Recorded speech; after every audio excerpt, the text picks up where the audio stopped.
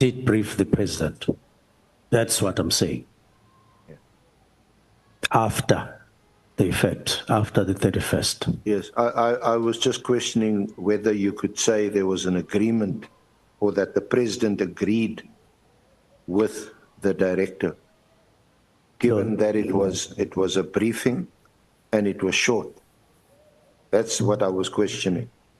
Yes. But if you're happy with the response, then we can move on. Again, I'm not here as a judge to sit and discuss what constitutes an agreement. I've just questioned whether it was appropriate to use. Just a moment, Honorable Ngola.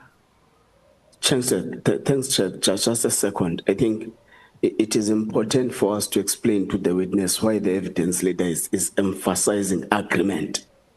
It's solely because the main witness had casted doubt whether the president would have agreed for a dissolution of a political killings testing. So that's why the evidence leader is emphatic when it comes whether or not the president agreed. Because the main witness went to an extent of saying the president made an address in Northern Cape and he would have applauded the work done by the political killings team, and therefore the main witness does not believe that the president would have agreed to such a kind of a decision. So that's why the evidence leader is emphasizing on the agreement. Thank you very much, Chair. May I proceed, Honorable Chair? He has helped you. Yeah, I asked. Just one more moment. Honorable Malema. No, thanks, Chair. I think we must put it simple because it's going to be a serious issue. Did the president agree to the disbandment of PKTT? The answer in the affidavit is that I briefed the president, he agreed with the briefing I gave him. So, Honorable Minister, is the answer yes? Yes, as is in the affidavit. The answer is yes. The answer which we must record is yes. Yes. Thank you. Because the context in which before you continue, may I check, honorable members, are you satisfied? Can I allow the senior counsel to proceed? Thank you. May I proceed, Honorable Chair? Thank you. There are honorable members who are signaling time to me, so they are essentially saying that I must bring it to the attention of you and the witness that you are now on borrowed time.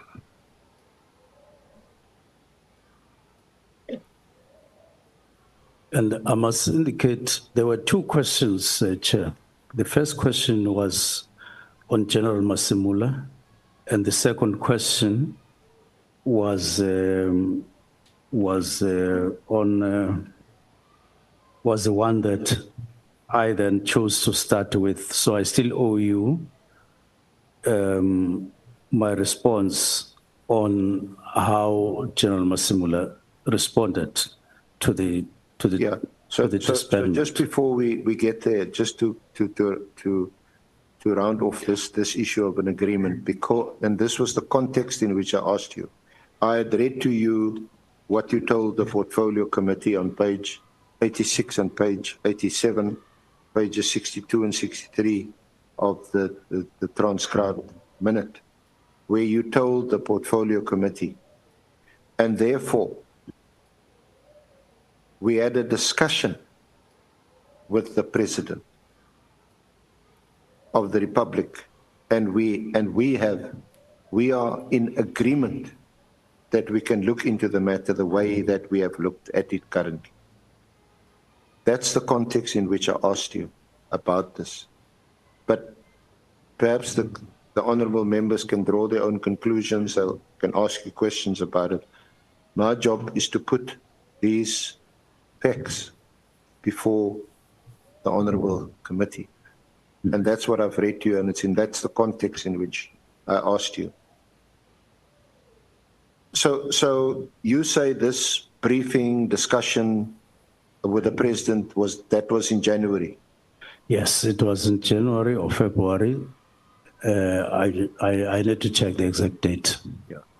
And before the March meeting, were you aware that General Masemola also had a discussion with the president?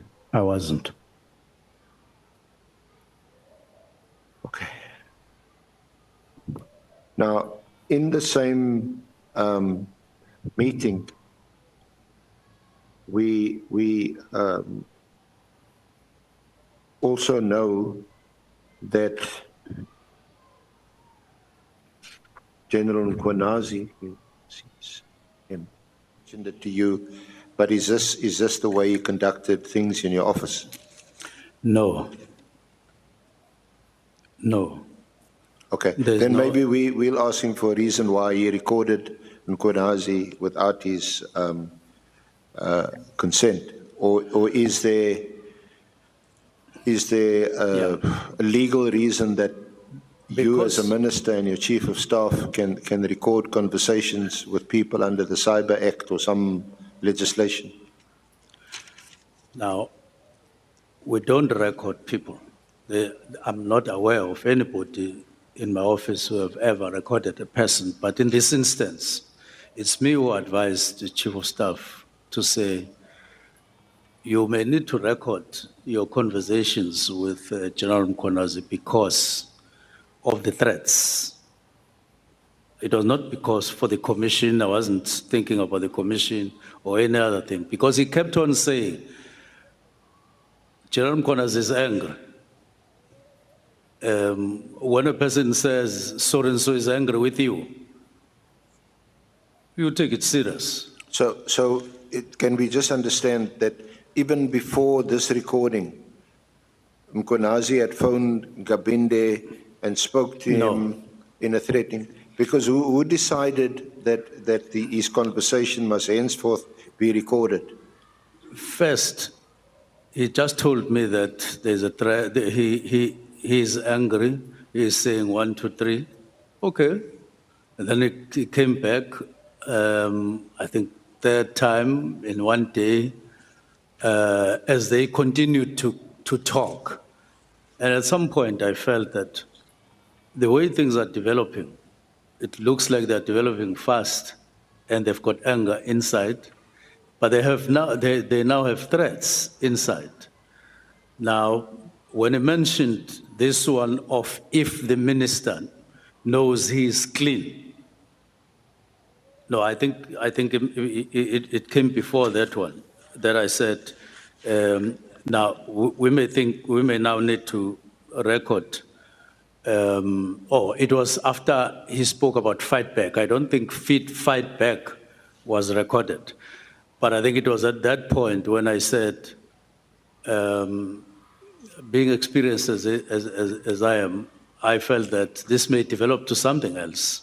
Then I said record, but that one of threatening on what I may have left in the Premier's office, when he mentioned that, I felt that, so there's a threat here. Okay. So we are discussing, he is wanting to meet me and so on, to discuss the disbandment. Julius Malema is a type that loves equity, transparency, and honesty. Yes, let us understand the fact that truth can help in government. That is why Julius Malema always stand for truth, justice, and fairness. So, what do you have to say concerning this video? You can drop your own opinion in the comment section. Let's know what you think. And don't forget to subscribe for more updates like this. Turn on the bell. Anytime I publish a new video, you will be the first to watch my new upload. Thank you for watching. See you in my next upload. And bye for now.